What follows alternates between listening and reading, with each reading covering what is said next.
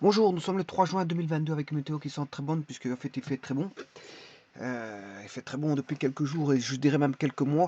Et ici on voit une forte chaleur, enfin des chaleurs qui commencent à pousser petit à petit. On voit bien qu'on arrive petit à petit vers l'été. Ceci étant dit, je vais voir ici une vidéo qui a concerné les 5 extinctions et on pourrait être à la sixième pourrait arriver, qui serait l'extinction probable de l'homme. Je n'ai pas dit sûr et certain, mais en tout cas probable de l'homme. On- voilà. Donc on a, ici je vais voir les 5 extinctions qui se sont produites durant la préhistoire et l'histoire. Enfin la préhistoire, hein, parce que c'est plutôt de l'ordre de la paléontologie, hein, ici.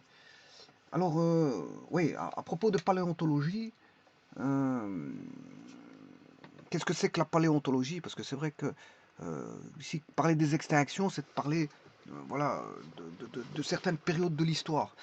De l'histoire de quoi? Mais de la Terre. Parce qu'il n'y a pas que l'histoire des hommes, il y a l'histoire. L'homme n'existait pas à un moment donné. La Terre a sa propre histoire avec ce qui va, je veux dire,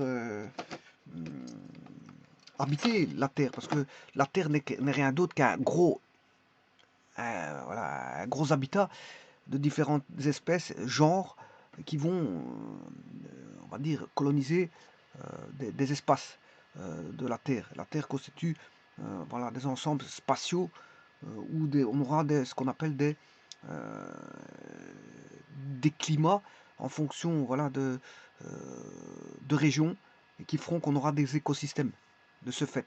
De ce fait, on aura des écosystèmes. Bon, donc ce qui veut dire que étudier la euh, paléontologie, étudier ça. Qu'est-ce que c'est que la paléontologie? Ben, c'est une étude, ce sont des études qui sont faites. Des études, vous allez me dire, oui, c'est sur les fossiles, oui, je suis d'accord, mais ce sont des études qui ont, euh,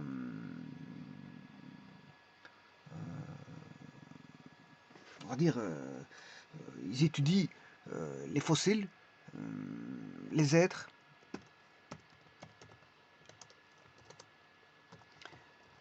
qui ont colonisé, qui ont habité justement cette fameuse planète Terre. Voilà, ça peut être des êtres marins, des êtres terriens, des êtres aériens, ça peut être des végétaux, ça peut être des pierres, des outils, ça peut être beaucoup de choses. Tout ce qui peut amener en fait une preuve du passé, euh, voilà, du temps passé. Alors ce temps-là, euh, le voici, hein, il se décompose en zones tellement c'est vaste. Alors je rappelle que le début de la Terre, c'est environ, la création de la Terre, c'est environ, bon, elle était sûrement boule de feu, probablement. Il y a, la création de la Terre, c'est 4000. Il a fallu que cette boule de feu s'éteigne. Alors combien de temps est-elle restée allumée, cette boule de feu? Enfin, je ne sais pas combien de temps, mais en tout cas la Terre, à un moment donné, probablement qu'elle fut fort chaude. Oui, ici, quand on parle de paléontologie, en, en- en majorité des cas, on parle d'hypothèses. C'est beaucoup hypothétique, hein. Parce que bon, on parle avec des pincettes. Celui euh, qui n'a jamais vécu, il peut pas parler. Donc, ce qu'ils peuvent faire, c'est d'aller chercher des preuves. Et encore, ça ne suffit pas. Ça ne suffit pas. Donc, la Terre a débuté il y a 4,6 milliards d'années. Donc, c'est immense. Alors, on a ce qu'on appelle la première époque qui est le précambrien. Précambrien, donc, c'est toute cette période-là. Voilà, le début, il est ici à 4,6 milliards d'années. Et le précambrien, qu'est-ce qu'on a? On ne sait pas qu'est-ce qu'on a, hein. Bon, c'est du flou là-bas. Ces zones-là sont du flou. Est-ce qu'on a on a des formes de vie? Voilà, c'est très difficile voilà, à cerner le précambrien. Mais en tout cas, il est divisible. Il a duré. Bon, ok, ici, c'est déjà le néoprotérozoïque a duré 459 millions d'années, rien que dans le précambrien. Le mésoprotérozoïque protérozoïque a duré 600 millions d'années. Et le paléoprotérozoïque a duré 900 millions d'années. Voilà, donc vous voyez que sur 4 milliards d'années, vous avez déjà 1 milliard 600 millions. Et ici, ça fait presque 2 milliards, 2 milliards d'années. Donc on est passé de 4 milliards 600 millions d'années à voilà,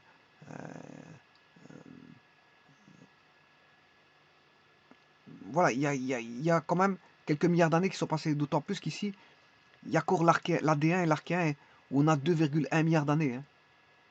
Voilà, dans le paléoprotérozoïque, on a l'ADN et l'archéen. Donc c'est vraiment primitif, la Terre primitive. Hein. Voilà, 2 milliards d'années, puis encore 900 millions d'années pour arriver à 3 milliards d'années. Donc 3 milliards d'années se sont écoulées ici depuis l'existence de la Terre pour arriver au paléo uniquement au protérozoïque. Voilà, ici, vous voyez que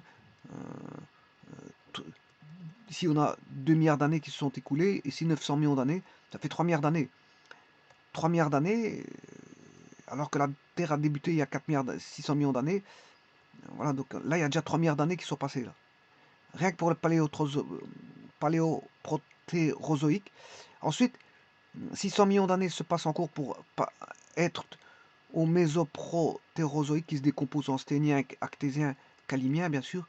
Et là, la Terre a déjà fait 3 milliards 600 millions d'années. Il n'y a pas encore eu... Qu'est-ce qu'on a eu comme espèce auparavant? Je n'en sais pas plus.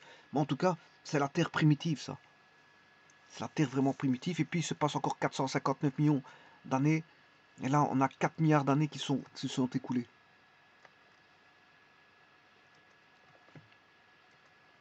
4 milliards d'années se sont écoulées. Alors que la Terre a une existence de 4 milliards 600 millions d'années. Il n'y a pas encore d'être humain.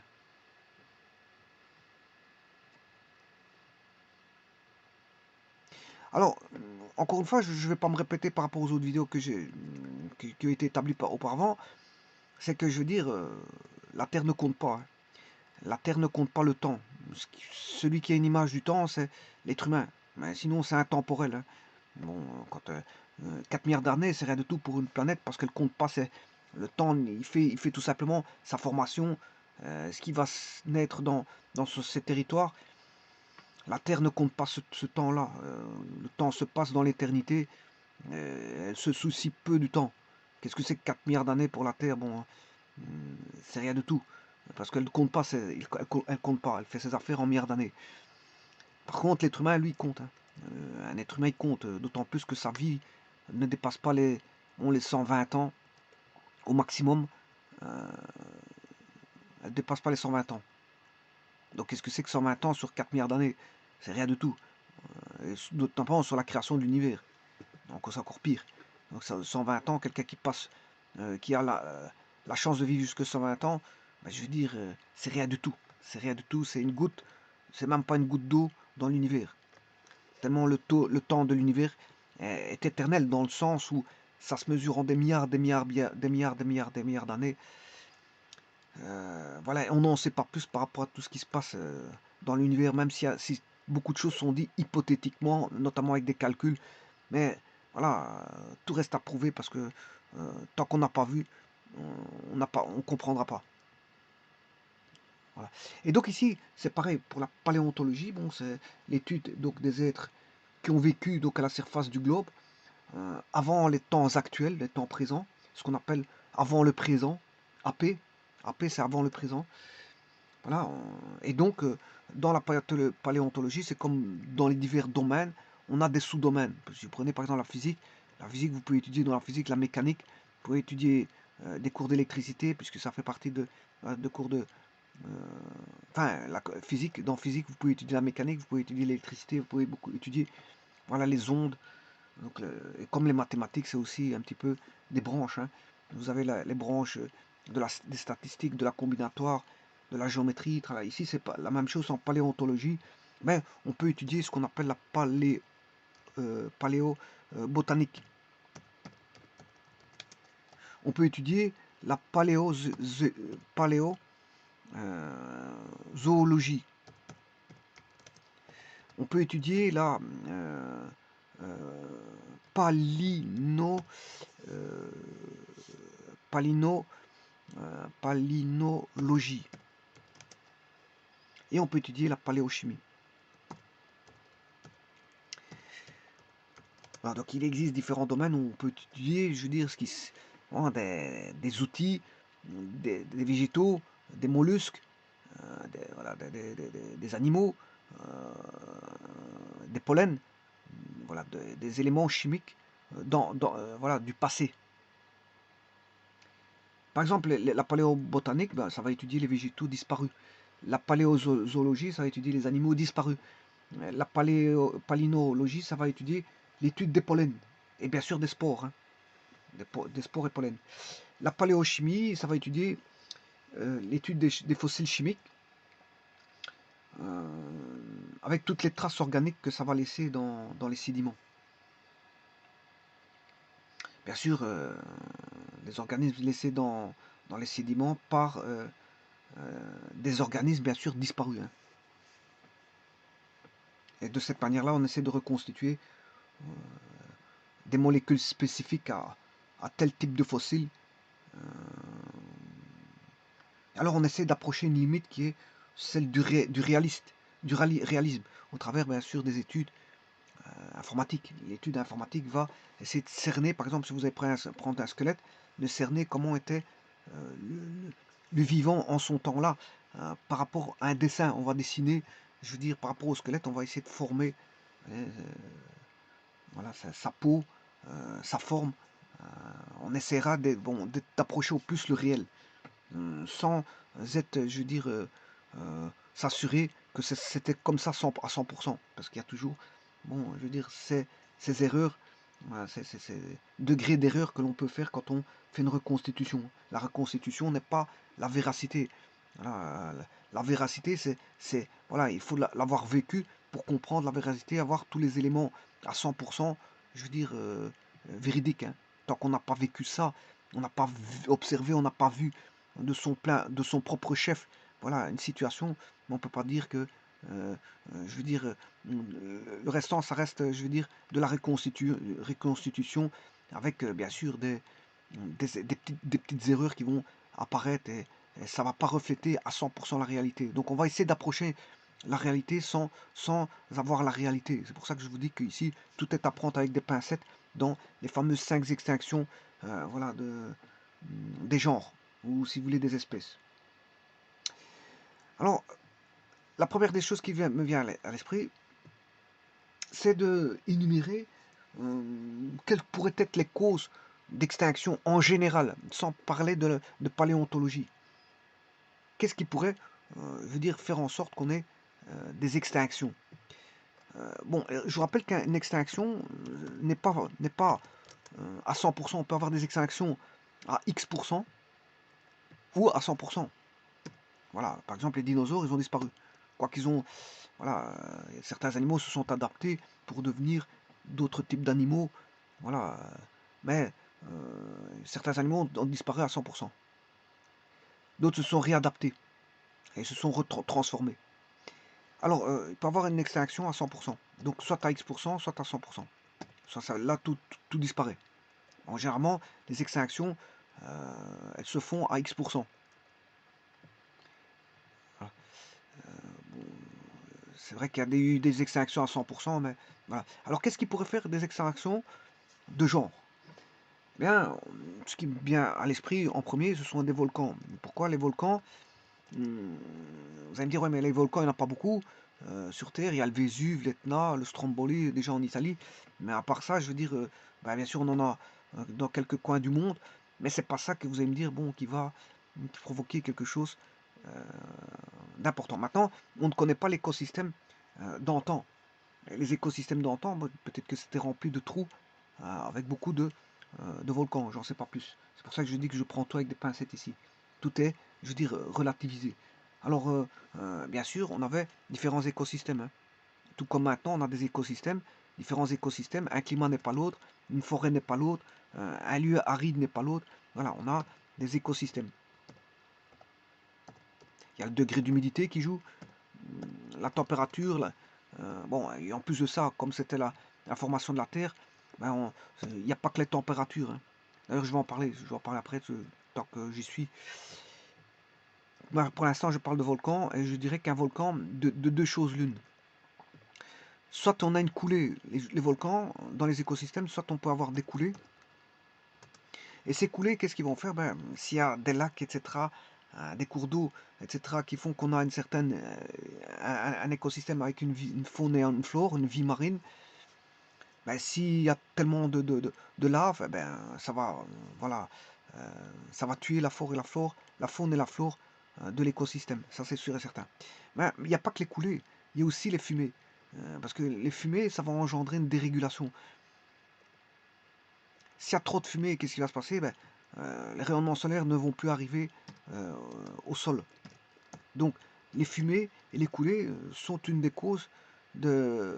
ben, bien sûr, je parle des volcans, une des causes d'un changement, je veux dire, soit d'écosystème, enfin, de venir faire en sorte que l'écosystème va périr, ou soit, je veux dire, va faire en sorte que l'écosystème va être en difficulté par exemple, ne plus recevoir les rayonnements solaires du fait qu'il y a trop de fumée. Alors, ces fumées-là, ce sont des gaz, hein, bien sûr, vous aurez compris que c'est des gaz. Ce sont des gaz. Alors, il fut un temps, il y avait un volcan, je ne sais pas dans quel pays, nordique.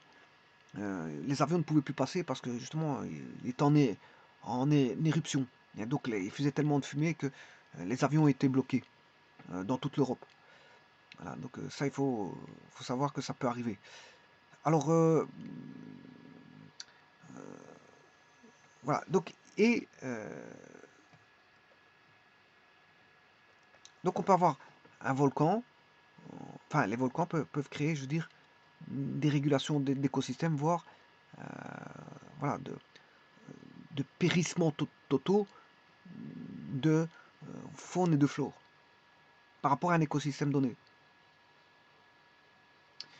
Bon, maintenant vous allez me dire, ce qu'il peut avoir, il peut avoir des feux de forêt dus, euh,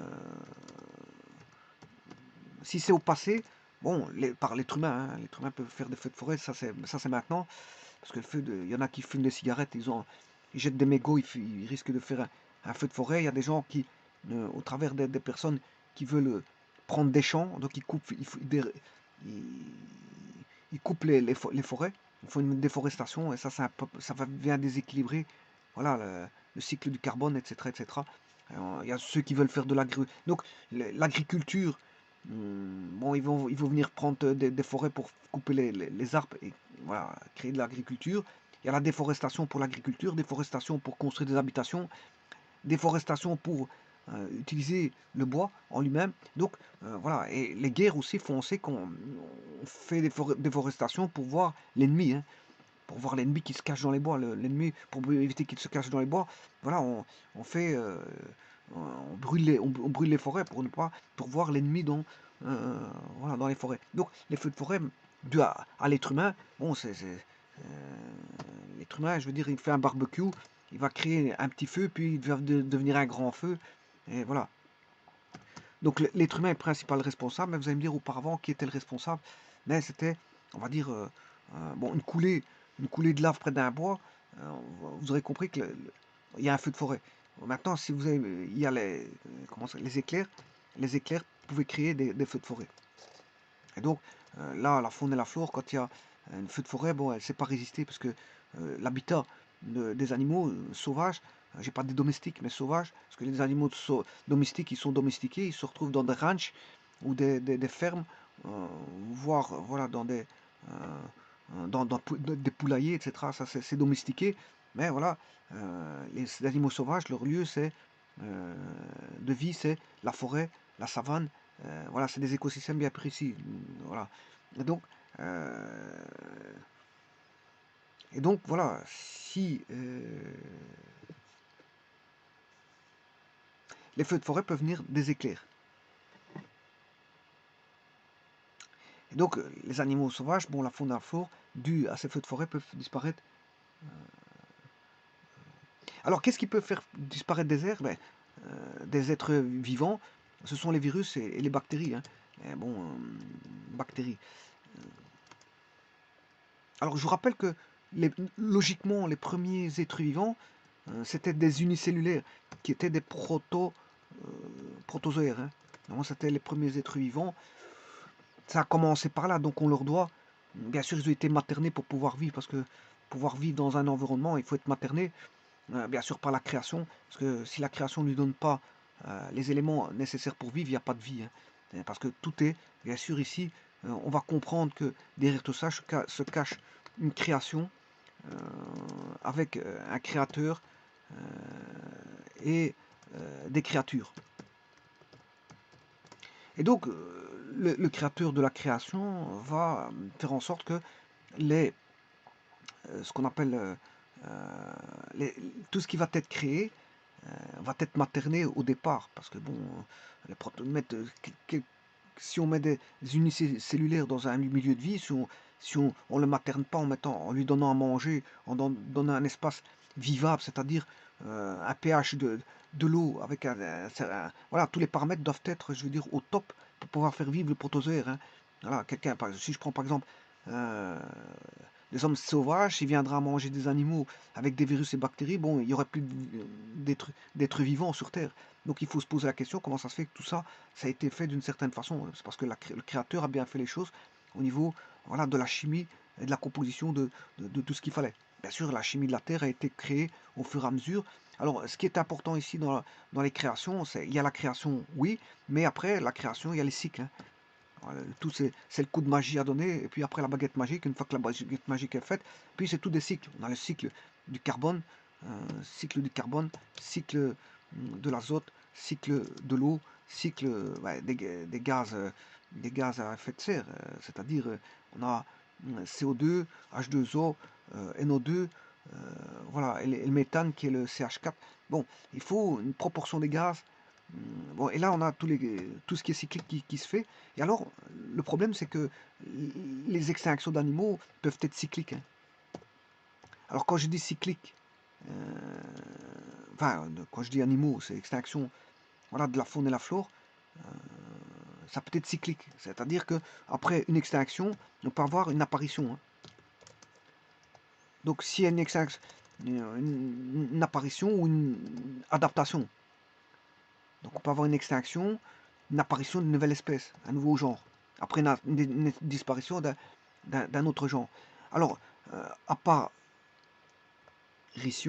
ben ça c'est quand on a une disparition à 100%, sinon on peut avoir ce qu'on appelle comment on appelle ça, comment ça s'appelle, des réadaptations. Alors, quand on regarde bien l'être humain, ben, l'être humain, il a ce qu'on appelle le coccyx.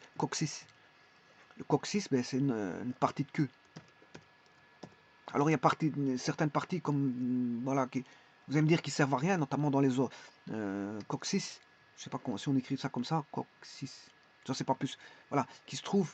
Voilà, c'est une branche de l'arrière du dos, une branche de l'arrière du dos qui faisait apparaître anciennement une queue. C'était une queue, on avait une queue. Mais bon, la queue a disparu. Et d'autres aspects, notamment au niveau de la morphologie des êtres humains, certains aspects morphologiques, bon, ils ne servent pas du tout, mais c'est parce que ça on vient d'une réadaptation. Donc voilà, il n'y a pas que le coccyx, hein, il y a d'autres parties du corps qui ont été réadaptées. Et donc, ici, on a les cycles qui sont faits, donc la vie peut être faite, mais sachez que les extinctions sont cycliques aussi. Parce que les cycles, bon, les cycles, tout le monde en fait, hein. Bon, manger, c'est un cycle. Il faut se nourrir en énergie. Si on ne se nourrit pas en énergie, c'est cyclique, ça, hein. Bon, si on ne nourrit pas en énergie, on meurt. Si on ne dort pas, ben, on ne se sent pas bien. Donc, je veux dire, il y a beaucoup de choses qui sont cycliques pour un être humain ou pour un animal. Voilà, la vie, c'est des répétitive au quotidien. Euh, D'ailleurs, on essaie de casser la routine par en faisant des voyages, en faisant ce qu'on appelle des, euh, des dépaysements. On fait des dépaysements, mais les dépaysements, justement, c'est parce que on est dans des systèmes, des écosystèmes différents. Les écosystèmes sont différents sur Terre, heureusement, parce que si on avait toujours le même endroit, même écosystème partout, c'est comme si on vivrait dans un monde blanc, un monde tout blanc. ou un monde tout noir. Ça veut dire que il n'y aura pas de variété ni de biodiversité. Ici, on a une biodiversité parce qu'on a justement des écosystèmes différents. C'est-à-dire, on a des climats différents et donc des endroits différents. Et donc, ça permet le dépaysement et donc ça permet de rompre voilà, un effet de cycle. Alors, qu'est-ce qui peut créer une extinction? C'est un météorite, hein. Alors, un météorite, ça peut être, voilà, avoir l'effet d'une bombe atomique, hein. Notamment, ça dépend de la masse et de la vitesse du météorite, l'impact que ça va avoir, et laisser quel type de cratère ça va laisser. Et ça c'est comme une bombe atomique, hein. Une bombe atomique, ça veut dire que, hum, imaginez, si on imagine une guerre atomique sur Terre, c'est la fin de la Terre. Pourquoi? Pour plusieurs raisons. D'abord, on aura, si on, y a, je vais pas dire une bombe atomique, hein, je veux dire plusieurs bombes atomiques en même temps. S'il y a plusieurs bombes atomiques en même temps, notamment de nombreuses bombes atomiques, mais l'écosystème va être complètement, je veux dire, enfin, la Terre va être complètement chamboulée sur beaucoup de points de vue. On risque d'avoir tout d'abord un bruit continu pendant euh, très longtemps, un énorme bruit continu pendant très longtemps, ça c'est de un. Deux, on peut avoir euh, voilà, le ciel qui va devenir tout noir. Donc ça va être quelque chose vraiment de fin d'apocalypse, hein. La, la Terre va rester toute noire. On verra plus rien. Voilà, parce que les bombardements vont faire en sorte que les amas de poussière, et c'est ce qui s'est passé dans... Parce que, bon, c'est pas de la divagation que je suis en train de dire, mais c'est de la réalité, c'est ce qui s'est passé. Euh, ouais, c'est des hypothèses qui ont été prises par rapport au météorite, que quand il a atterri sur Terre, enfin il n'a pas atterri, il a vraiment frappé la Terre avec un certain choc. Et donc je vous rappelle que quand il y a un choc, la Terre bouge, hein. Ah, donc avec tout ce que ça peut valoir dire quand la Terre bouge, hein. Une vibration de la Terre, je veux dire, ça veut dire beaucoup de choses, hein. Les pôles peuvent être modifiés, voilà, il peut y avoir beaucoup de choses. Des fumées pendant des années, et des fumées pendant des années. Bon, la lumière du solaire n'atterrissant plus sur Terre, mais ça va tuer toute la faune et la flore. Bon, les bombes atomiques, c'est encore pire parce que ça peut avoir un trou sur la couche d'ozone, et les rayons du soleil vont rentrer en direct, hein. Donc ça va être l'apocalypse. Voilà, en plus de ça, les radiations radioactives qui vont faire en sorte que, bon, elles vont rester là pendant 400 millions d'années, hein. Voilà, 400 000 ans ou je sais pas combien d'années. Ça va rester très longtemps, notamment. Plus la quantité voilà, de radiation sera présente, et plus il faudra d'innombrables années, sachant que la radioactivité, c'est une loi exponentielle décroissante, comme ceci. Donc, la quantité, tout va dépendre de la quantité, hein, de radiation. Ben, il faudra, euh, je ne sais pas combien de, de- de milliers d'années avant que, je veux dire, on retrouve une radioactivité normale après une bombe nucléaire. Mais entre-temps, ça aura tué, je veux dire, quasiment euh, euh, toute partie de la planète, hein. Ça, on n'en sait pas plus. Et donc, ça pourrait être la cause d'une sixième extinction, et donc plus d'êtres humains sur Terre. Voilà, bon, pour ceux qui croient qu'ils vont rester dans un bunker pendant 3 mois, quand ils vont sortir, ils vont se faire irradier.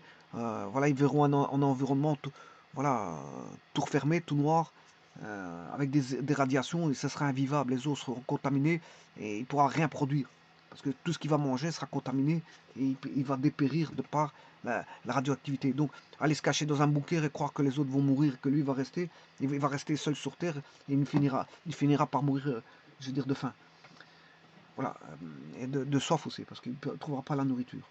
Même s'il a fait 3 mois de réserve, la radioactivité ne partira pas. Voilà, donc là, il sera bloqué. Il va finir par mourir aussi. Voilà, donc on peut avoir donc des volcans, des météorites. Bon, bien sûr, comme je vous ai dit, une bombe atomique peut faire l'effet d'un météorite, mais si trop de bombes atomiques va tuer la Terre. Voilà, donc guerre atomique peut faire une cinquième extinction. Alors maintenant, qu'est-ce qui peut faire une extinction? C'est une mésadaptation. Mésadaptation.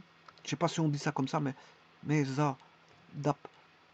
Mésadaptation, ça veut dire que ce sont des êtres qui ne s'adaptent pas à l'environnement. On leur donne un environnement, Mais au bout du compte, bah, ils finissent par ne plus vivre parce que, bon, euh, voilà, ils s'adaptent pas. Ils s'adaptent pas. Alors, on peut avoir une extinction parce qu'il n'y a pas assez pas assez de femelles ou pas assez de mâles. Ou pas assez de, je veux dire, on va dire voilà, de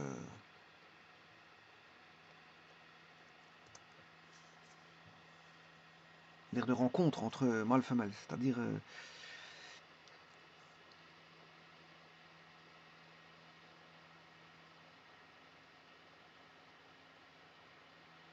voilà, je retrouve plus le mot, c'est ça le problème. Euh, reproduction, c'est ça. Reproduction. Il n'y a pas assez de reproduction.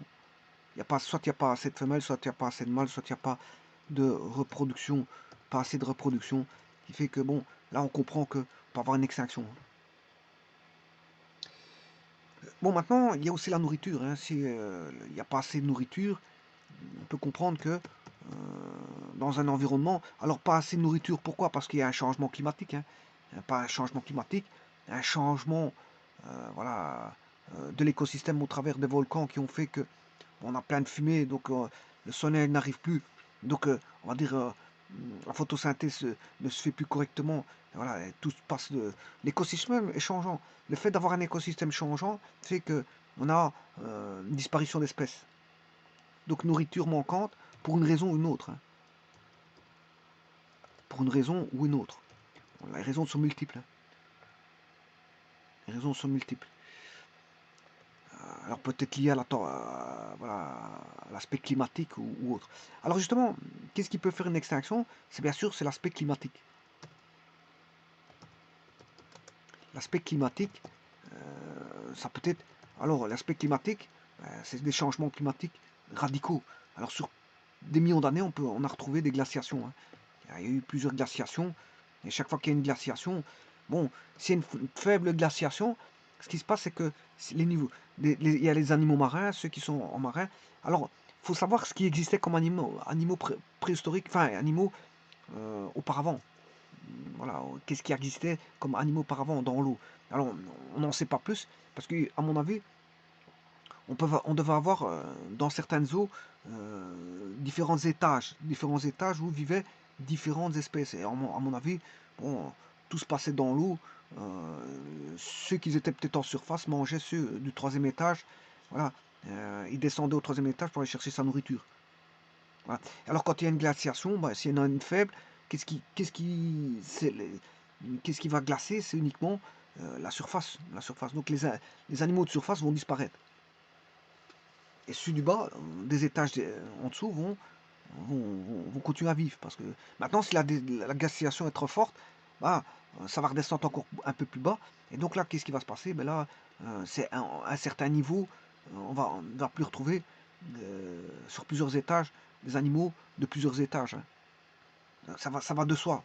Bon, alors, et là, donc, c'est des glaciations, mais pas que. Parce qu'un réchauffement climatique peut créer, je veux dire, une disparition aussi, une extinction.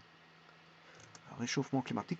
Alors maintenant, il s'avérait qu'on aurait un froid polaire sur Terre, ben, l'être humain, je ne crois pas qu'il pourrait résister à ça.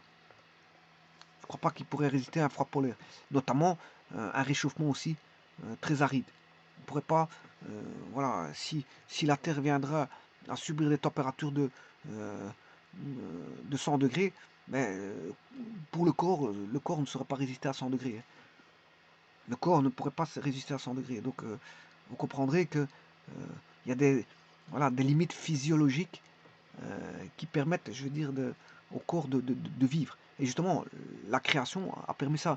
Qu'est-ce qui permet, en gros, mis à part les guerres nucléaires, hein, les guerres nucléaires et les bêtises des êtres humains, parce que l'être humain fait des bêtises. Il dérégule le système, justement, par la pollution. Il dérégule le système. Il y a le changement climatique, justement, par la dérégulation de l'être humain en lui-même. Il fait des déforestations, donc le cycle du carbone est modifié. Voilà, le cycle de, comment on appelle ça, il y a les gaz à effet de serre, plus de gaz à effet de serre, tralala, tralala, parce qu'il y a une dérégulation. Et donc la main de l'être humain n'est pas, le propre destructeur de son écosystème, c'est l'être humain. Et l'être humain, bon, il va s'auto-détruire en détruisant son écosystème, hein. Enfin, son propre milieu de vie qui est la Terre. Son propre milieu de vie qui est la Terre. C'est-à-dire si l'être humain peut, voilà, le détruire lui-même, il s'auto-détruit. Voilà. Alors que normalement, les cycles, bien sûr, sont d'apparition et d'extinction et d'apparition de réadaptation sont le fruit, bien sûr, d'un créateur. Alors maintenant, ici, pour certains, je veux dire, bon, certains sont athées, c'est pas une question d'être athée ou de croyant ou peu importe, mais je veux dire, bon, tous les éléments concourent à faire en sorte qu'il y ait une création. Alors peu importe, je veux dire, ici, c'est pas un cours de religion pour dire, euh, voilà, que Dieu existe ou des choses comme ça. C'est pas ça que je vais expliquer ici, hein. Ici, je me pose en tant que personne, je veux dire, voilà, euh, réfléchissant par rapport à toute une création. Une création nécessite bien sûr des créatures qui sont bien sûr les créatures, des créatures toutes faites, enfin toutes faites, qui vont s'adapter au fur et à mesure des années, euh, passant. Alors des créatures, je vous le montrerai dans une autre vidéo, créatures paléontologiques. Mais s'il y a des créatures, c'est qu'il y a une création. S'il y a une création, c'est le fruit d'un créateur. Qu'on soit, je veux dire, athée ou croyant, peu importe, ici, c'est pas un cours de religion. C'est pas de créer je veux dire, un conflit de personne à personne pour dire, oui, bon, ce qu'il raconte là à propos du créateur, c'est pas vrai. Ici, je fais pas un cours de religion. Je, je mets des bases, voilà, et qui pourraient être, je veux dire, celles qui pourraient ressembler, je veux dire, au mieux, euh, au niveau, voilà, comment est-ce qu'on appelle ça, de ce qui s'est passé au niveau hypothétique. Hypothétique. Bon, alors maintenant, pour faire une petite parenthèse et la refermer concernant le créateur, bon, pour la science, c'est un petit peu lourd de parler de beaucoup de choses qui semblent, je veux dire, toutes concorder vers l'existence d'un créateur, mais qui le nie pour une raison, je ne sais pas pour quelle raison qu'il le nie, mais en tout cas, ça pèse lourd pour les scientifiques à un moment donné de se dire bon, que tout ça a été fait, je veux dire, par le fruit du hasard, alors qu'il n'y a aucun hasard, hein. Si on regarde bien justement, comment est-ce qu'on appelle ça, voilà, la façon comme tout ça s'est fait, que ce soit l'univers ou la création de la Terre et la création, voilà, des créatures sur Terre, mais tout concourt à dire qu'il faut des conditions, et ces conditions-là, je veux dire, elles ne sont pas tombées du ciel, c'est pas le fruit voilà, d'un hasard. Et pour certains scientifiques, à un moment donné, c'est parce qu'il ne veut pas rentrer dans un jeu, voilà, de type religieux et ne pas, je veux dire, confronter, je veux dire, des personnes à personne, parce que c'est pas le but ici. Le but, c'est d'expliquer, je veux dire, les extinctions. Mais certaines personnes vous diront, ben non, là, il se trompe. Bon, puisqu'il a athée, il n'y a pas eu de créateur, il n'y a pas de Dieu, il n'y a pas de... Voilà. Mais ça, chacun pense comme il l'entend, mais en tout cas, tout concorde à dire que dans la création, il y a eu un créateur. Point.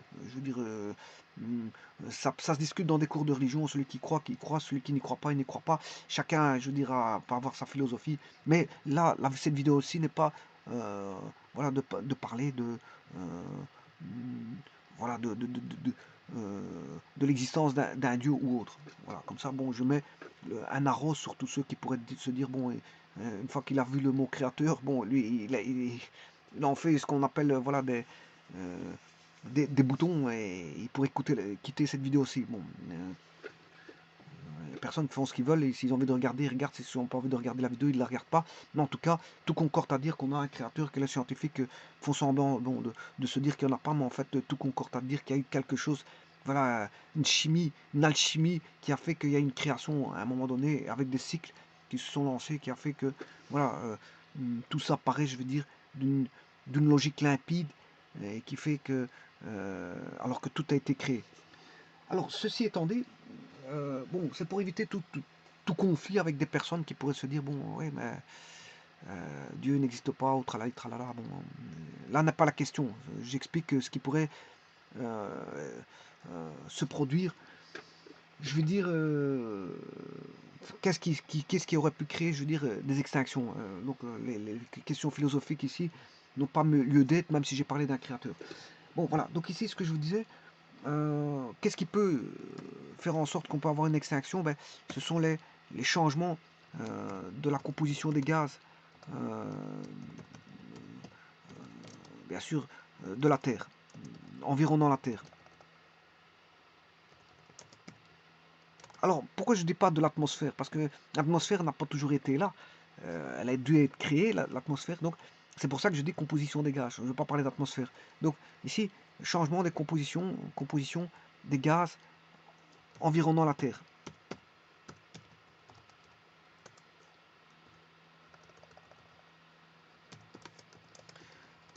Alors, s'il y a un changement de composition des gaz, ben, vous aurez compris que là, d'office, il y a des extinctions de faune et flore. Hein, d'office. Si les gaz ne sont pas là.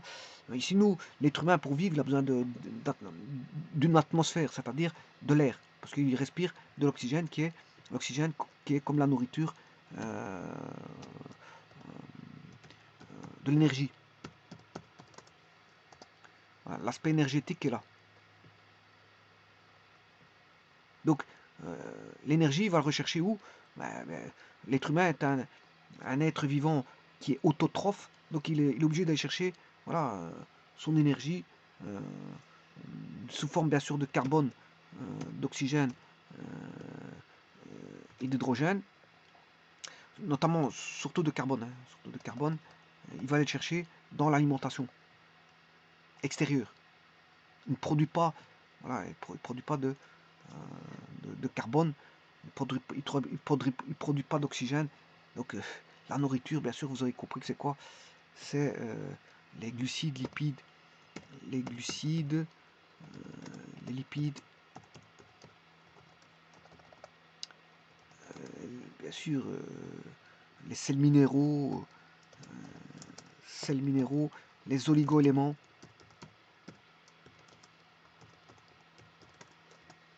les protéines, les protides. Voilà, c'est un peu tout ça. Mais ça, tout ça, il va rechercher à l'extérieur. Donc au travers, en mangeant des animaux qui contiennent par exemple des protéines, en mangeant des fruits qui contiennent du sucre. Voilà, voilà, il va chercher des graisses à droite à gauche. Et donc il va chercher, il est autotrophe. Donc maintenant, ça, ça, ça lui est permis. Pourquoi? Parce que justement, à l'extérieur, il trouve tout ça. Donc ça, c'est materné. Materné, ça veut dire que l'environnement lui a donné tout ça. Donc il peut aller chercher. Il suffit qu'il se bouge. Tout comme l'agriculture, il suffit qu'il se bouge pour faire de l'agriculture. Pour changer un écosystème, il faut se bouger. Qu'est-ce qu'il fait en sorte? L'être humain n'a pas été créé pour rien faire. Il a été créé pour travailler son environnement. C'est-à-dire faire de l'agriculture, construire des produits, fabriquer des outils, voilà, fabriquer des habitations, voilà, pouvoir se déplacer, fabriquer des voitures. Donc, il doit travailler voilà, pour changer son écosystème, son environnement, pour créer des villes, des villages, des maisons, des bâtiments, des usines, des hôpitaux. Mais il doit créer, voilà, il doit modifier son écosystème en travaillant. Travailler, on peut changer un écosystème. L'écosystème, il peut varier. Pourquoi? Parce qu'il suffit de le travailler. S'il n'y a pas assez d'eau, on met des usines de dessalement d'eau dans un environnement pour ramener de l'eau et pouvoir voilà, faire en sorte de ramener de l'eau, refroidir l'environnement et créer ce qu'on appelle un microclimat. Donc, un écosystème peut se détruire, mais on peut reconstruire un écosystème. Les écosystèmes, sont, je veux dire, ils sont variables. Alors, on est materné parce qu'on a l'oxygène, donc ça permet à l'être humain de vivre parce qu'il a besoin d'oxygène pour vivre. Et d'ailleurs, on lui a donné des poumons pour pouvoir justement respirer cet oxygène. On lui a donné, bien sûr, des animaux et des végétaux pour pouvoir se nourrir, des animaux et des végétaux, et pouvoir vivre dans un environnement bien précis. Mais le problème, c'est qu'il doit. Enfin, problème, c'est pas un problème. Il doit travailler. Il doit travailler parce qu'il doit. Cette énergie qu'il va utiliser, qui va être prise dans l'alimentation, c'est pour pouvoir bouger. Bouger, c'est généralement, c'est travailler. Bouger, c'est travailler. Donc, il va transformer, bien sûr, cette énergie qu'il va manger, bien sûr, en des forces. Il va produire des forces. Et donc, ces forces, il va fabriquer des maisons, etc., etc. Bon, ça c'est physique, hein, au niveau physique, parce que aussi, l'énergie peut être utilisée aussi au niveau mental, hein. Le mental, ben, si vous étudiez, ben, vous consommez, voilà, il y a voilà, le corps et l'esprit, hein. Bon, il y a la physique, c'est le corps, et l'esprit, c'est le mental. Bon, le fait de faire des activités mentales, bien sûr, consomme des calories aussi. Alors, voilà, c'est comme ça. Alors, si vous êtes trop étudié, il faut aller manger un petit peu de sucre. Voilà, c'est un petit peu comme ça. Voilà, vous avez la nécessité de reprendre voilà, de l'énergie en mangeant un petit biscuit, voire voilà, un petit peu de sucre, un fruit ou quelque chose comme ça. Alors, donc la composition, le changement de composition des gaz, sous quels paramètres? Ben, pression, température, humidité, euh, température, euh, humidité et composition. Voilà, composition des gaz. Donc, vous voyez que l'écosystème peut varier dans le temps. Il peut varier dans le temps. Et donc maintenant, je vais voir les 5 extinctions. À quoi elles seraient dues ces 5 extinctions. Tout d'abord, ici, je vous présente la palynologie. Palynologie. On ne dit pas palynologie pour le pollen, hein. On dit palynologie. On dit palynologie pour le pollen. Palynologie, l'étude des grains de pollen et spores actuels, mais aussi des palynomorphes, cellules et organismes microscopiques à parois organiques. Voilà. Donc ça, c'est la palynologie. Alors, si je reviens ici, l'activité ici, regardez bien ici. Là, c'est un document que j'ai pris sur Internet. Voilà, j'ai trouvé ça sur Internet, c'est un document. Ici, vous avez un document qui reprend le graphique du nombre de genres d'espèces en fonction de l'échelle des temps géologiques. Alors ici, vous avez vous aurez compris qu'il y a le cambrien, CM. Là, vous avez l'ordovicien, le silurien, comment on appelle ça, le dévonien, le carbonifère, le permien. Ensuite, vous avez le Trias, le Jurassique et le Crétacé. Après, à mon avis, APG, c'est tout ce qui va après. Parce que vous avez l'époque actuelle ici, 0.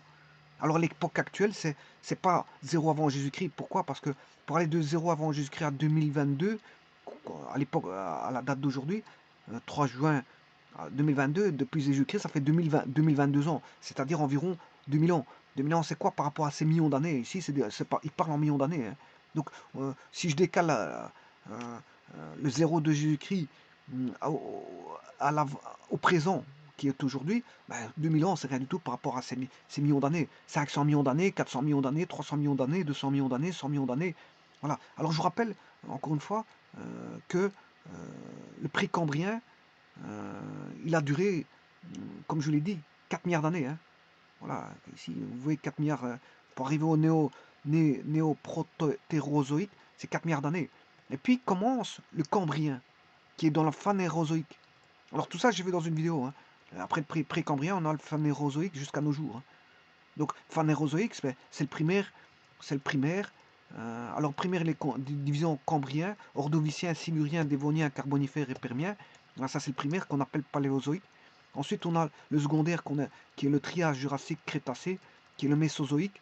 Et en fait, après, on a le cénozoïque qui est le ternaire et l'équaternaire. Après, bon, il y a une nouvelle période qui est depuis le 1950, qui est l'Anthropocène. L'Anthropocène. Voilà. Donc ici, on a l'Holocène, le Pléistocène. Voilà. Bon, ici, à mon avis, oui, il va là.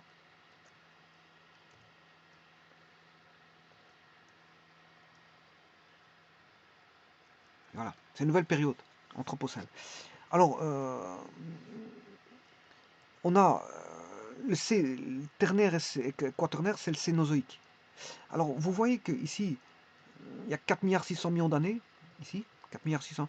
4 milliards d'années se passent pour arriver aux fins du précambrien. Et puis, on arrive à... il ne reste plus que... pour aller le phanérozoïque va durer 500 millions d'années par rapport aux 4 milliards d'années du précambrien qui sont passés. depuis l'existence de la Terre. Voilà. Donc ici, il n'y a que 500 millions d'années. Et donc le primaire va durer 289 millions d'années. Et là, vous avez toutes les périodes. Le Cambrien a environ duré 60 millions d'années. L'Ordovicien, 40 millions d'années. Alors, bon, c'est vrai qu'ici, si on se trompe de 1 ou 2 millions d'années, c'est pas grave. Mais vous imaginez qu'est-ce que c'est que 2 millions d'années de se tromper? Bon, c'est immense. Hein. Alors, qu'est-ce qui s'est passé dans toutes ces périodes-là? Personne ne sait. Parce que déjà, dans le précambrien, c'est tellement divisible en 4 milliards d'années. 4 milliards d'années, si on va aller chercher des delta T de ces 4 milliards d'années, c'est très difficile de créer des périodes sur 4 milliards d'années. Hein.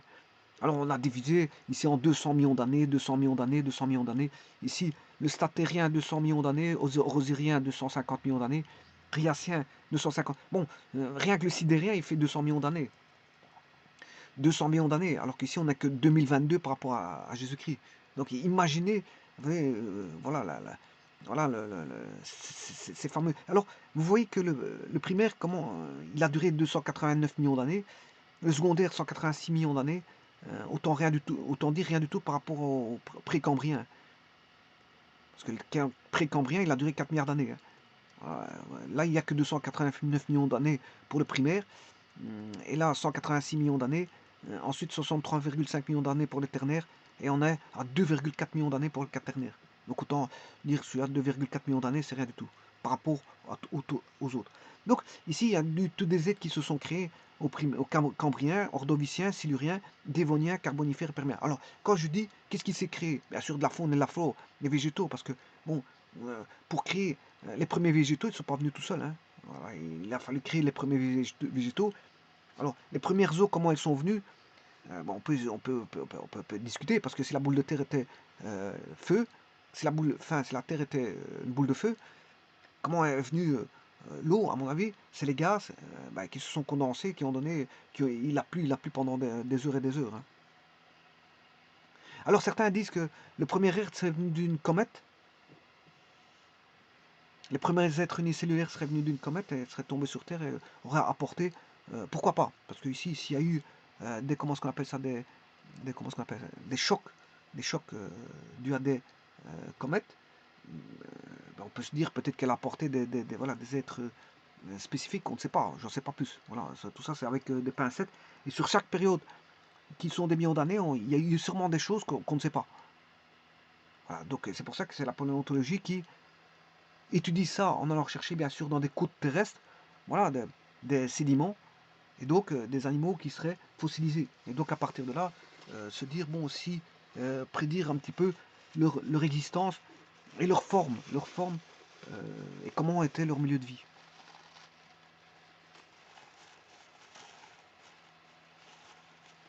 Donc, ça s'étudie sur des millions d'années.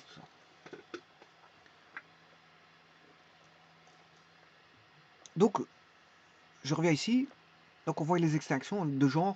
Vous voyez, il y a eu une première extinction, une deuxième, troisième, quatrième et cinquième. Vous voyez, on les voit. Hein. Ça monte, ça monte, ça monte, et puis ça descend. Et puis ça descend, ça descend, ça descend. Et puis ça remonte. Voilà. On a 600 espèces là. Vous voyez qu'ici, c'est en nombre de genres, en nombre d'espèces.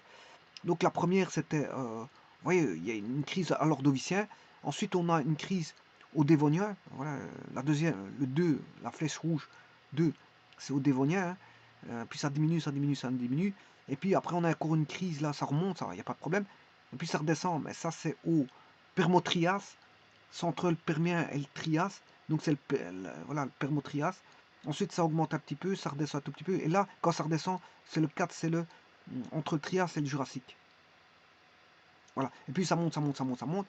Et là, on commence à voir une cinquième extinction qui est voilà, après le Crétacé. Alors PG, après il y a PG jusque bon, PG ça pourrait être exprimé comme le Paléogène. Alors, je vais voir ici Paléogène. Alors Paléogène, c'est après on a le Crétacé, voilà, Paléogène, il reprend l'Oligocène, l'Éocène et le Paléocène. Et puis on a les néogènes, voilà, on a le ternaire. Bon, après c'est, en fait, après j'aurais pu mettre le Cénozoïque, ils peuvent mettre le Cénozoïque qui reprendrait le ternaire et le quaternaire. Quaternaire qui est l'Holocène, Pléistocène, et le Ternaire qui est... Voilà, parce que ici, ils disent qu'il y a 5 extinctions, et que ces 5 extinctions, voilà, moins 500 millions d'années, moins 345 millions d'années, moins 250 millions d'années, moins 180 millions d'années, moins 65 millions d'années. Bon, là, vous voyez que la première extinction de la moitié des familles d'animaux, dont beaucoup de trilobites. Bah, le trilobite, c'est l'animal que vous voyez là-bas. Bon, attends, je sais pas, si, c'est hypothétique, hein, je sais pas comment il était. Voilà, ça s'est construit avec des ordinateurs. Voilà. Ensuite, disparition de 30% des familles, c'est la deuxième extinction, ça en moins 345. Donc, la première, je vous ai dit que c'était le Dévonien. Alors, la première, c'est dans le Dévonien. L'Ordovicien, je m'excuse. L'Ordovicien. C'est l'Ordovicien. C'est entre l'Ordovicien et le Silurien. La première. Voilà, c'est un petit peu tout petit. Voilà, on est 400 espèces, on n'est plus que passé à 390 espèces. Voilà, c'est une petite disparition. Par contre, la deuxième, on passe voilà, de presque 500 et des espèces à 300 espèces. Voilà. Ça, c'est une grande disparition. Et puis, longtemps après, bon, et alors, est-ce que ça s'est produit comme ça? Je vous dis, sur des millions d'années, il y a eu plus de disparitions que ça. Hein. Bon, ça, c'est des courbes qui ont été données. Je veux dire, je ne sais pas comment ils ont calculé ça. En tout cas, on ne peut pas, sur des millions d'années, 500 millions d'années, on peut trouver d'innombrables extinctions. Hein. Voilà, mais ça, c'est hypothétique et c'est donné par, je veux dire, des études faites. Voilà, voilà, ils n'étaient pas là pour le voir parce que s'ils devaient voir, il y aurait plus de, sur des millions d'années, 500 millions d'années, il peut se passer énormément de choses. Hein. Et ça, c'est le phanérozoïque. Voilà, ça, c'est le phanérozoïque. Donc, le phanérozoïque, il reprend le primaire, le secondaire, ternaire et quaternaire, c'est-à-dire environ. Donc, comme je vous ai dit que le précambrien, c'est 4 milliards d'années, le restant, c'est 500 millions d'années. 500 millions d'années, il a pu se passer énormément de choses, comme il s'est se passer énormément de choses dans le précambrien. Donc, ça, c'est pour vous dire que des extinctions, bon, ici, on va dire en hypothèse, il y en a 5. Bon, j'en sais pas plus. Il y a peut-être eu beaucoup plus d'extinctions que ça. Voilà. Alors, les scientifiques s'accordent assez largement pour dire que la biodiversité connaît actuellement une crise majeure d'extinction à l'échelle planétaire. Ça, c'est actuellement. Hein. Bon, ça, je verrai en actuel. Ici, pour l'instant, je vois voilà, les différentes crises passées, et puis je verrai la crise actuelle, la sixième. Voilà. En effet, de nombreuses espèces disparaissent rapidement. Cette crise actuelle se différencie des 5 autres précédentes par une cause humaine et non géologique. Vous voyez que là, maintenant, c'est vraiment, on peut dire que c'est une cause humaine. Hein. C'est bon, c'est l'humain qui ne fait plus attention à sa terre. Ça, c'est la dernière. La dernière, c'est dû à l'humain. Voilà. La dernière est due à l'humain. Ça, c'est dû à l'humain. La dernière est due à l'être humain. Alors, les premières, on pouvait dire que c'est dû principalement, hein, les premières, on va dire principalement, c'est dû au volcan, aux aspects climatiques, bien sûr, aux changements, on va dire, et aux météorites. En gros, j'ai énoncé pas mal de choses ici, mais en gros, ça va être ça. Mais l'être humain va être responsable de la cinquième, et notamment une bombe nucléaire ne peut faire, je veux dire, pire que parce que l'horloge atomique, je veux dire, avec les guerres qui se passent à l'heure actuelle, l'horloge atomique, bon, on est passé, voilà, le temps s'est accéléré au niveau, voilà, voilà, d'une guerre nucléaire, au niveau de l'horloge atomique. Au niveau d'une guerre nucléaire, c'est ça que je veux dire. Au niveau d'une guerre nucléaire, voilà, l'heure a accéléré parce qu'on est en plein conflit ici. Et donc, le risque majeur voilà, que ça se passe mal, je veux dire, pour avoir une grosse probabilité que tout se passe mal et que ça termine très mal pour l'être humain.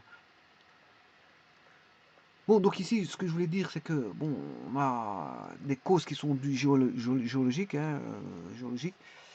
Alors, mais l'être humain va être responsable de celle qui est actuelle. Alors, bon, une rapidité et d'une ampleur nettement supérieure à celle précédente, parce que les autres se sont produits en des millions d'années, sur une base de millions d'années, et là, ici, l'être humain va accélérer, je veux dire, sa perdition. Il va accélérer sa perdition parce qu'il va faire beaucoup plus vite que ce qu'on fait l'écho géologique sur des millions d'années. L'être humain va le faire en très peu de temps. Alors, extinction, il y a 500 millions d'années, extinction de la moitié des familles d'animaux, dont beaucoup de trilobites, disparition de 30% des familles d'animaux, dont les poissons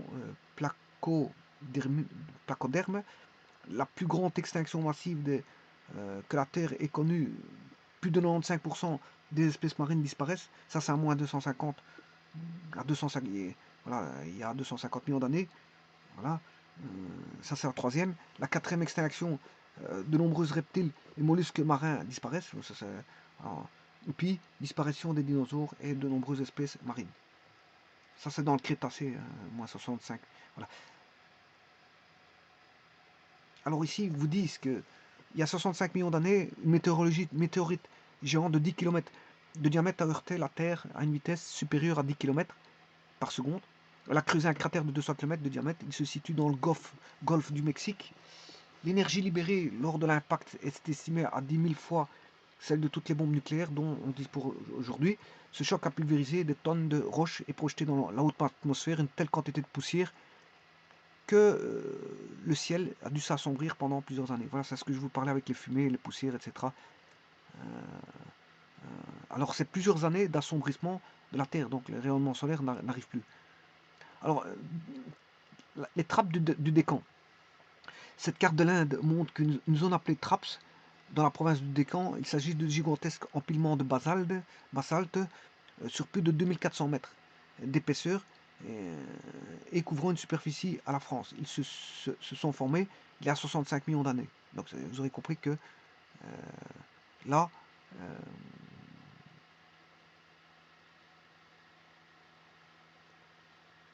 alors conséquences possibles, d'éruptions volcaniques sur le climat. Les géologues pensent que les éruptions volcaniques de particulièrement grande ampleur peuvent influencer le climat d'une façon importante. Voilà, le climat peut changer à cause des volcans. Elles injecteraient dans la haute atmosphère une telle quantité de poussière que les rayons du soleil ne parviendraient presque plus sur la Terre. De nombreuses plantes vertes privées de lumière mourraient, les herbivores et secondaires des carnivores mourraient. C'est normal, parce que bon, ça c'est une dérégulation qui se fait. S'il n'y a plus d'herbe à cause de la photosynthèse, ben, il n'y a plus d'animaux pour manger l'herbe, donc voilà, ils vont disparaître. Bon, alors ici maintenant je vais voir les 5 extinctions. Et voici. Alors ici je vais vous présenter un petit site. Hein.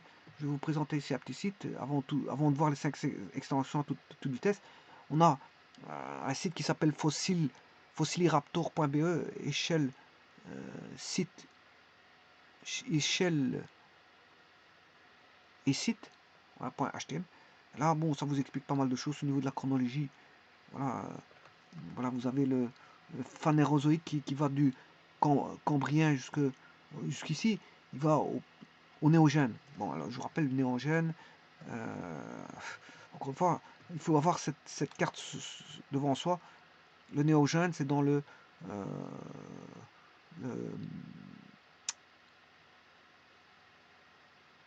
Cénozoïque ternaire. Voilà, et là vous avez le Néogène, qui est le Pliocène, Miocène, qui a duré. Alors le Néogène, il a duré 20,5 millions d'années. Hein. 20 millions, voilà, 18 millions pour le Miocène, 2,5 millions d'années pour le Pliocène, ce qui fait 20,5 millions d'années. Alors que le Paléogène a duré 43 millions d'années, divisé en 10 millions pour l'Oligocène, 23 millions d'années pour l'Éocène, et 10 millions d'années pour le Paléocène. Bon, et c'est ce que vous voyez là. Il va jusqu'au Néogène. Alors, la vie terrestre, au départ, bon, on avait une vie aquatique au départ. Alors, vous voyez les trilobites là-bas, vivent dans la vie aquatique, vie marine, vie aquatique. Hein. Bien sûr, la Terre était ce qu'elle est, avec les continents. On avait un seul continent qu'on appelait, je sais plus, un seul continent, je sais plus comment on appelle ça. Enfin bref, j'oublie le nom. Quand on n'avait qu'un seul continent, on appelait ça la... Je sais plus, je le dirai quand je le retrouverai, je vous le dirai dans une autre vidéo. Voilà, ici, on a l'Ordovicien, le Silurien on voit apparaître les plantes terrestres. Ensuite, le Dévonien, on voit apparaître voilà, des arthropodes. Le Carbonifère, on voit les premiers vertébrés terrestres. Le Permien, on voit des reptiles. Le Trias, on voit les premières tortues. Voilà, le Jurassique, on voit les ammonites, les plantes à fleurs, voilà, les mammifères, les oiseaux, voilà, les tyrannosaures. Ensuite, le Crétacé, ben, on voit le tyrannosaure, le pyrosaure, les abeilles. Voilà, paléologène, on voit les primates qui apparaissent. Et l'Homo sapiens qui apparaît au néogène. Voilà, et ça, c'est dans le phanérozoïque.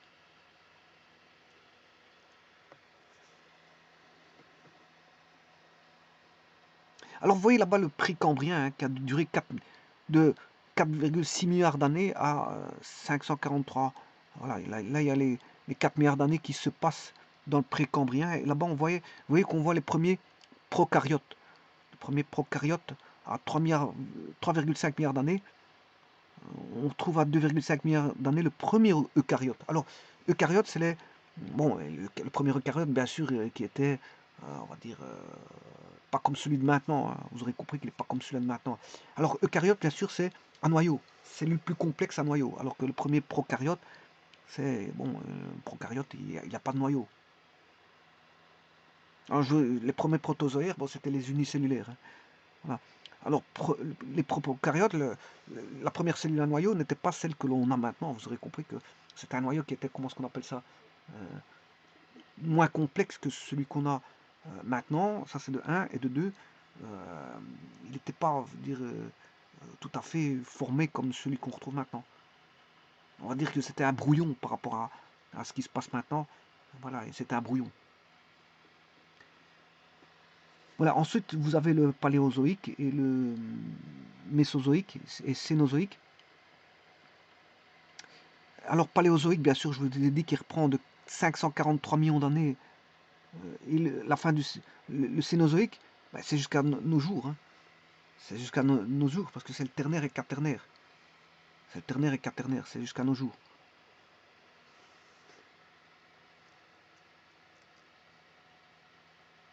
Alors ça, je verrai les différents animaux. Voilà, l'ADN, l'archéen, tout ça, c'est le... Vous voyez qu'il y a les origines de la vie dans l'ADN. Alors je vous rappelle encore une fois, pour voir l'ADN, ça c'est l'ADN.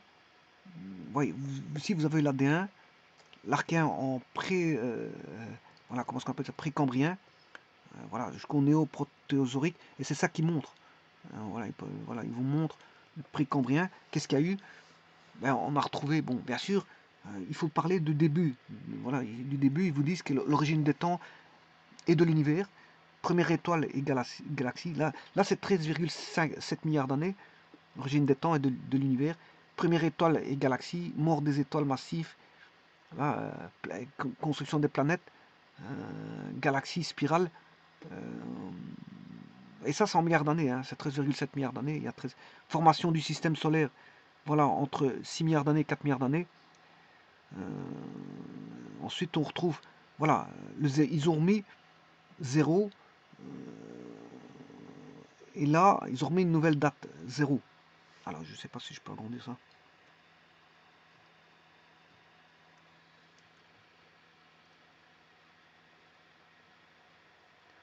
Voilà, et donc là, on voit de nouveau l'ADN, l'origine de la vie, les bactéries, les cyanobactéries dans l'archéen, voilà, le protérozoïque, on a l'eucaryote, les premiers animaux, puis vient le Big Bang du Cambrien, et là, on commence à voir le Cambrien. Ensuite, on voit l'Ordovicien, le Silurien, le Dévonien, le Carbonifère, le Permien, le Trias, le Jurassique, le Crétacé. Et puis après, on a le Paléogène et le Néogène. PG et NG, c'est Paléogène et Néogène. Voilà. Et là, vous voyez que on a Dévonien, le tétrapode, dans le Carbonifère, on a l'insecte volant.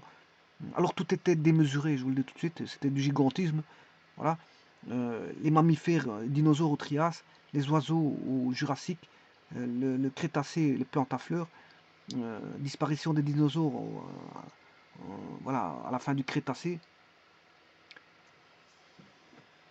Ensuite, on retrouve au Paléocène. Voilà, je rappelle que le Paléocène et Ocène Oligocène, c'est le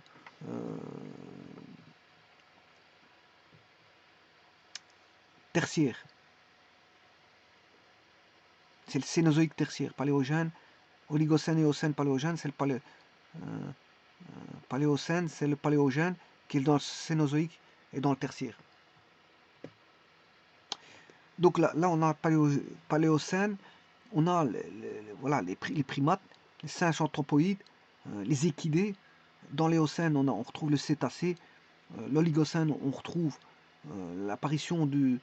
Tout ça, c'est des apparitions, hein, pendant que d'autres espèces disparaissent, bien sûr. On a le proconsul singe anthropoïde sans queue dans le Miocène. Voilà, le Toumaï, toujours dans le Miocène. Puis on a le Pliocène. Et, voilà, Pliocène, on a l'Australopithèque. Voilà, l'Australopithèque dans le Pliocène. Ensuite, on a les outils qui apparaissent. Ensuite, on a de le Pléistocène, on a l'Homo erectus. On a la découverte du feu, l'Homo sapiens.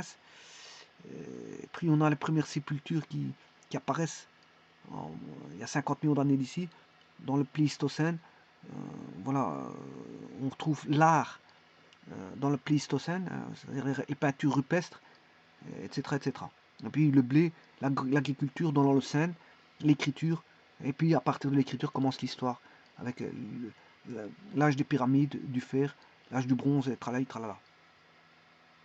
Et donc, ça, c'est un très bon site. Je vous demanderai de, peut-être si vous êtes intéressé, d'aller voir ce site. Alors maintenant, je vais voir les 5 extinctions en toute vitesse, comme vous savez ceci. Il suffit d'aller voir maintenant dans un site qui est Terre, les 5 plus grandes. Voilà, c'est Futura Science. Terre, les 5 plus grandes extinctions massives. Alors là, l'érosion de la biodiversité constatée par les scientifiques en ce début du XXIe siècle peut nous conduire à une 6e extinction massive de la vie sur Terre. Ça, c'est dû à l'homme, hein, bien sûr. La 6e, c'est dû à l'homme. Redécouvrez quelles ont été les 5 précédentes dont a souffert notre biosphère. L'humanité a-t-elle poussé la Terre vers la 6e extinction de masse? Lors des 5 précédentes extinctions de masse, on a perdu 75% des espèces, explique Robert Watson, patron du groupe d'experts de l'ONU sur la biodiversité IPBES. Sur les 500 dernières années, la Terre en a perdu environ 2% et est donc encore loin de ce seuil, poursuit-il, mais le rythme de disparition des espèces est jusqu'à plusieurs centaines de fois plus rapide que la moyenne des 10 millions d'années qui viennent de s'écouler. Selon le rapport de l'IPBES publié le 6 mai 2019, à cette vitesse, la barre des 75% pourrait être atteinte en quelques centaines d'années seulement, alors que les 75% ont eu lieu pendant des millions d'années. Voilà. Voici un aperçu des 5 principales extinctions de masse vécues par les planètes, par la planète, je m'excuse, par la planète Terre depuis 500 millions d'années. Voilà, c'est 500 millions d'années, comme je vous ai dit. Hein, voilà, qui ont été éradiquées au moins la moitié des créatures vivantes en un clin d'œil au regard de l'histoire géologique. Alors, il y a eu l'extinction de l'Ordovicien. Quand il y a environ... Tout ça, c'est hypothétique, hein, je vous le dis tout de suite. C'est des hypothèses. Il y a environ 445 millions d'années, taux de disparition des espèces de 60 à 70%, cause probable période glaciaire courte mais intense. À cette période, la vie se trouvait principalement dans les océans. Les experts estiment que la formation rapide des glaciers a congelé la plus grande partie de l'eau de la planète, provoquant une chute du niveau de la mer. Les organismes marins comme les éponges et les algues en ont payé le prix, tout comme des coquillages et des céphalopodes primitifs et des poissons sans mâchoire appelés ostracodermes. Extinction du Dévonin, quand il y a 360 millions. Oui, bon, ça c'est le petit schéma que je vous ai montré tout à l'heure. Hein. Bon, si je reviens ici, et c'est ceci. Hein. C'est ce que vous voyez là. 500 millions d'années, puis 345 millions d'années, 250 millions d'années. C'est ça. Ah donc, ça c'est l'extinction du Dévonien. Là, ça j'ai lu. Non, je ne sais pas si j'ai lu. Bon. Il y a environ 360 à 75 millions d'années. Donc le Dévonien, voilà, entre 375 et 360 et 375, c'est le Dévonien. Jusqu'à 75%. Bon, je ne sais pas ce que j'avais vu auparavant. Ouais, l'Ordovicien, c'était l'Ordovicien. Il y a 445 millions d'années, on voit le céphalopode qui est primitif et des poissons sans mâchoire appelés ostracodermes qui disparaissent. Bon, il y a... là, c'est pour l'Ordovicien. L'Ordovicien, je vous ai dit qu'il y a une extinction pendant l'Ordovicien. Le 1, c'est l'Ordovicien. 2, c'est le Dévonien. Puis le 3, c'est dans le... c'est le Permo-Trias, entre le Permien et le Trias. Le 4, c'est dans entre le Trias et le Jurassique. Donc, l'Ordovicien, vous avez vu qu'il y a quelques espèces qui ont disparu. Voilà. Extinction du Dévonien, quand il y a 360 à 375 millions d'années, taux de disparition d'espèces jusqu'à 75%, cause probable, épuisement de l'oxygène dans les océans. Là encore, les organismes marins ont été les plus touchés. La fluctuation du niveau des océans, le changement du climat ou l'impact d'un astéroïde sont soupçonnés d'en être responsables. D'après une des théories, la prolifération de végétaux terrestres a conduit à une anoxie, manque d'oxygène dans les eaux de surface. Les trilobites anthropodes du fond des océans en ont notamment fait les frais, donc ils ont disparu. Les trilobites ont disparu. Alors, extinction du Permien a été la pire qu'ait connue la Terre. Voilà, c'est celle-là. Alors, extinction du Permien, Permo-Trias, hein, quand il y a 252 millions d'années, taux de disparition des espèces 95%, cause probable, impact d'astéroïdes, activité volcanique, etc., parfois qualifiée de mère de toutes les extinctions. Cette crise biologique de grande ampleur a dévasté les océans et les terres. Elle est la seule à avoir également pratiquement vu la disparition des insectes. Certains scientifiques pensent qu'elle s'est produite sur des millions d'années, d'autres seulement sur 200 000 ans. Les trilobites qui avaient survécu aux deux premières extinctions ont finalement disparu. Oui, donc ici il y a des disparitions partielles, comme je vous ai dit, et puis ils finissent par disparaître complètement des années après, vu qu'il y a une seconde extinction. Voilà. Tout comme certains requins et poissons osseux, sur Terre, les moschops, des reptiles herbivores de plusieurs mètres de long, ont également fini par mourir. Extinction du Trias, quand il y a 200 millions d'années, taux de disparition d'espèces 70 à 80%, cause probable, multiple toujours en débat, voilà, on ne sait pas. La mystérieuse extinction du Trias a éliminé nombre de grandes espèces terrestres, dont la plupart des archosauriens, les ancêtres des dinosaures, et dont descendent les oiseaux et les crocodiles d'aujourd'hui. La plupart des gros amphibiens ont également disparu. Une théorie évoque des éruptions massives de lave au moment du morcellement de la Pangée. Voilà, c'était ça que je voulais dire tout à l'heure, c'est le Pangée. Voilà. Alors, la Pangée, c'est un supercontinent, c'était un seul continent. C'est la Pangée, parce que maintenant les continents sont divisibles, avec le temps, les continents se sont divisés, et maintenant on n'appelle plus ça la Pangée, mais avant le supercontinent on l'appelait la Pangée. Alors une théorie évoque des éruptions massives de lave au moment du morcellement de la Pangée. Donc la Pangée c'était un supercontinent, il s'est, on va dire, subdivisé. Là on a eu à mon avis des laves qui ont des éruptions de volcans, etc., accompagnées d'énormes volumes de dioxyde de carbone, donc CO2, et ont provoqué un réchauffement climatique galopant.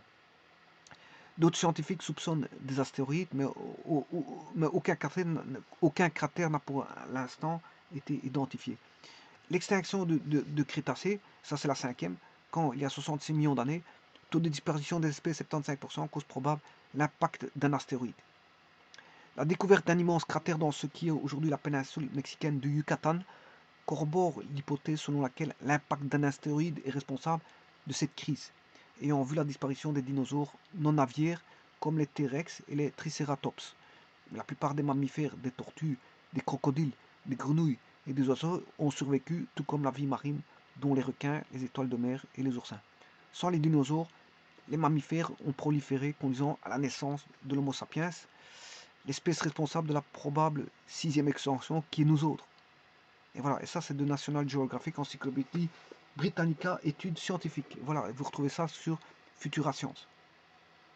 Donc là vous avez les 5 plus grandes extinctions massives. Je vous remercie.